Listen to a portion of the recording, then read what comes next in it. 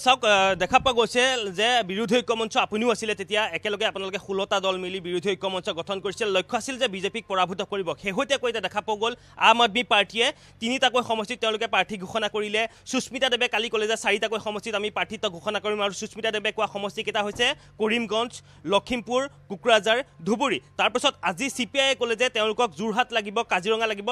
লগতে লখিমপুৰত তেওঁলোকে প্ৰাৰ্থী যে দিব সেইটো প্ৰায় নিশ্চিত হৈ গ'ল বিৰোধী ঐক্য এক প্ৰকাৰ যিমানেই নিৰ্বাচন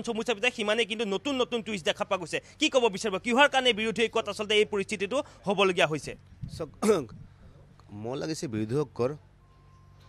মেক্সিমাম দল মানে একেলগে নাথাকে কাৰণ প্ৰধানমন্ত্ৰী দলকেইটা ইতিমধ্যে গুচি গ'ল আৰু বাকী কেইটামানৰতো অস্তিত্বই নাই আৰু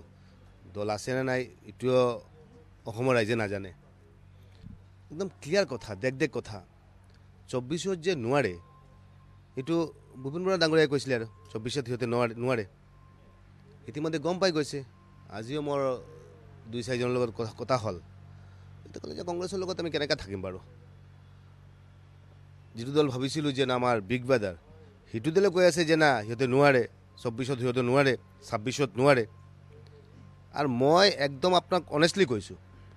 যিদিনা মই মুখ্যমন্ত্ৰীক ডেভেলপমেণ্টত ছাপোৰ্ট কৰিবলৈ গৈছিলোঁ আৰু ইদিনা ৰাতিপুৱা মোক ফোন কৰিছিলে ভুৱন বৰা ডাঙৰীয়াই মোক ফোন কৰিছিলে মোক ক'লে তোমাৰ পেপাৰত নিউজ ওলাইছে এণ্ড তেন এইবিলাক কথা ক'লে পিছতে মোক ক'লে যে নাই তোমাক মই এটা কথা কৈছোঁ যে আমি 24 আৰু 26ত নোৱাৰি 31ত আমি যুঁজিম 31ও আমি নোৱাৰি 36ত যাই কিনে আমাৰ গভৰ্ণমেণ্টটো হ'ব তেতিয়া তুমি অসমৰ আটাইতকৈ ডাঙৰ মিনিষ্টাৰ হ'বা আটাইতকৈ পাৱাৰফুল ব্যক্তি হ'বা এতিয়া মই এজন ইয়াং এমএলএ হয় এজন প্ৰেচিডেণ্টে যদি কৈ থাকে যে না 36ত যাই কিনে তুমি মিনিষ্টাৰ হ'বা 36ত আমাৰ গভৰ্ণমেণ্ট হ'ব মানে এইটো দলৰ কিবা ভৱিষ্যত কিবা আছে নেকি মানে কোনো ভিজনে নাই আৰু কোনো চিন্তা চৰ্চাই নাই আৰু সেইটো কাৰণে মই ভাবোঁ যিটো দলৰ এনেকুৱা অৱস্থা এনেকুৱা এটা পৰিৱেশ এনেকুৱা এটা বাতাবৰণ এনেকুৱা মেণ্টেলিটি এইবিলাক দল কিমান দূৰ জীয়াই থাকিব এইটোৱে কথা কিন্তু এই দলে 3বাৰ মোক বিধায়ক বনাইছে দলটো জীয়াই থাকক আৰু এইটো বিচাৰোঁ কিন্তু বিৰোধী ঐক্য যিটো লক্ষ্য আছিলে যে বিজেপিক পৰাভূত কৰিব তেওঁলোকে সকলোৱে সুপ্ৰিম ছেক্ৰিফাইচৰ কথা কৈছিলে তাৰপাছত আজি এটা দেখা পোৱা গৈছে যে প্ৰতিটো দলে নিজৰ স্বাৰ্থৰ কাৰণে কিন্তু তেওঁলোকে এক প্ৰকাৰ প্ৰাৰ্থী তালিকা প্ৰকাশ কৰি দিছে আগতীয়াকৈ সেইটো কেনেকৈ বিৰোধী ঐক্য কি হ'ল তেতিয়াহ'লে তাৰ মানে কথাটো হৈছে কি সিহঁতে ভাবিছিলে যে কংগ্ৰেছ বিগ ব্ৰাদাৰ হয় কংগ্ৰেছৰ লগত থাকি কেনে আমাৰ শক্তিটো আমি প্ৰদৰ্শন কৰিম আমাৰ শক্তি নাই কংগ্ৰেছৰ শক্তিটো বেছি আছে এতিয়া দেখিলে যে কংগ্ৰেছৰ কোনো শক্তি নাই আৰু কোনো সংগঠন নাই কোনো ভূত লেভেল ৱাৰ্কাৰ নাই কোনো ভূতে আজিৰ দিনত কংগ্ৰেছে মানুহ দিব নোৱাৰে এনেকুৱা এটা পৰিৱেশ হৈছে এই পৰিৱেশটো কেনেকৈ কিয় হ'ল আৰু ইমান ডাঙৰ এটা ৰাজনৈতিক দল ইমান পুৰণি এটা দল সেইটো কাৰণে মই ভাবোঁ কংগ্ৰেছৰ বহুতখিনি কৰ্মী আছিলে কিন্তু লিডাৰশ্বিপৰ যিটো অৱস্থা হৈছে এইটো অৱস্থাত মানে কংগ্ৰেছৰ কৰ্মীবিলাক ডিমলাইজ হৈ গৈছে আজিৰ দিনত যেতিয়া গাঁৱলৈ যায় এনেকুৱা দিন আছিলে যেতিয়া আপুনি গাঁৱলৈ যাব যেতিয়া এখন ৱাৰ্ডত যাই কিনে মিটিং পাতিব তেতিয়া এনেকুৱা কোনো ৱাৰ্ড নাই এনেকুৱা কোনো গাঁও নাই য'ত কংগ্ৰেছৰ ৱাৰ্কাৰ নাই আজিৰ দিনত সেইখিনি ৱাৰ্কাৰৰ লগত মিলা নাই ওপৰে সিহঁতে ৰাজনীতি কৰিলে এই সময়ত বিজেপিয়ে পান্না প্ৰমুখ কিবা ইটো প্ৰগ্ৰাম ডেইলি প্ৰগ্ৰাম হাতত লৈছে কংগ্ৰেছৰ কোনো প্ৰগ্ৰাম নাই আৰু কংগ্ৰেছৰ প্ৰগ্ৰাম কৰিলে কোনো এটা ভিজন নাই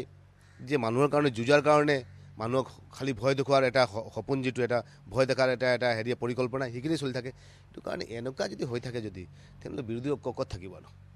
এতিয়া ধৰি লওক TMC ওলাই গ'ল আপ ওলাই গ'ল এতিয়া CPIও ওলাই গ'ল থাকিবগৈ কোন আৰু ভূপেন বৰা বা বিৰোধী ঐক্যত থাকিবগৈ কেইটা দল আৰু মুখ্যমন্ত্ৰীটো কৈছে যে এইটো মানে লিভিং টুগেডাৰ বুলি এক প্ৰকাশ কৰি দিছে সেইবিলাক মুখতে কথা আৰু 15টা দল 16টা দল মানে ভূপেন বৰা ডাঙৰীয়াৰ তেওঁৰ কি মানসিকতা মই ধৰিব পৰা নাই আৰু এটা মানুহৰ এটা চিন্তা চৰ্চা এটা থাকিব লাগে আৰু এটা কংগ্ৰেছৰ প্ৰেচিডেণ্ট হয় কংগ্ৰেছৰ প্ৰেচিডেণ্ট এনেকুৱা মানুহ এজন হ'ব পাৰে যাৰ কোনো চিন্তা চৰ্চা নাই মই কৈছিলোঁ মই হেৰিয়াক কৈছিলোঁ তেতিয়া মই ৰাজীৱ ভৱনত কৈছিলোঁ আপোনালোকে যে 15টা দলৰ লগত আপুনি এলায়েন্স কৰিলে আৰু এলায়েন্স যিদিনা কৰিলে ইদিনা টিভিত ওলোৱাৰ কাৰণে বাকীখিনি আমাক কাকো নিমন্ত্ৰণ কৰা নাই কোনো যাব নালাগে তেখেতে একেতে এনেকুৱা লাগিছে যে অসমখন কংগ্ৰেছটো তেওঁৰ অকলে সম্পত্তি হৈ গ'ল এনেকুৱা লাগিছে যে নাই তেওঁই সৰ্বা হয় আৰু এটা টীম হয় এটা টিম ৱাৰ্ক কৰিব লাগে আজি বিজেপিয়ে যেনেকৈ টিম ৱাৰ্ক কৰি আছে আজি এটা পৰিয়াল হয় এইটো পৰিয়ালৰ যদি এনেকুৱা যদি এজনৰ লগত আন এজনৰ বিশ্বাস নাথাকে আমি এজন ৱৰ্কিং প্ৰেচিডেণ্ট যেতিয়া আছিলোঁ তেতিয়া মোক কোনো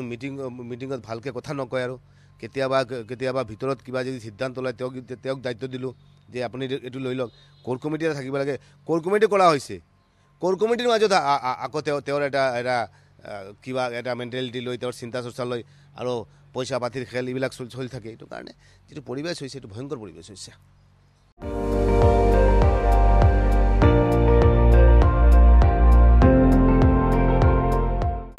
আপুনি চাই আছে ND24 সৰ্বশ্ৰেষ্ঠ নহয় সৰ্বোত্তমৰ দৌৰা